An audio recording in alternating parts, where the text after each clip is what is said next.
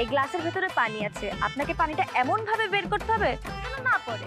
আর যদি পানি পড়ে যায় তাইলে ভাই আপনার কপাল খারাপ, খাবার আপনার কপালে নাই।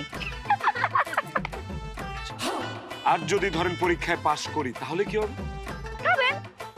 সত্যি? হ্যাঁ। খাবো যে বেআইন, আপনি এটা কি নিয়ে আইছেন? সিনার মাংস কেন আনছেন? আপনি জানেন না আমি সিনার মাংস খাই না, আমার তো ভালো লাগে রানের মাংস। আরে রাখেন তো আপনার কথাবার্তা, আগে পরীক্ষায় পাশ করেন। ঠিক আছে।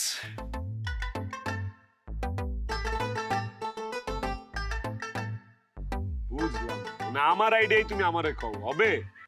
এই দে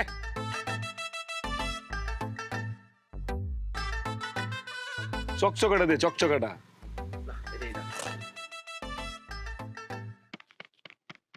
কি গলা শুকায় গেছে বেআইন?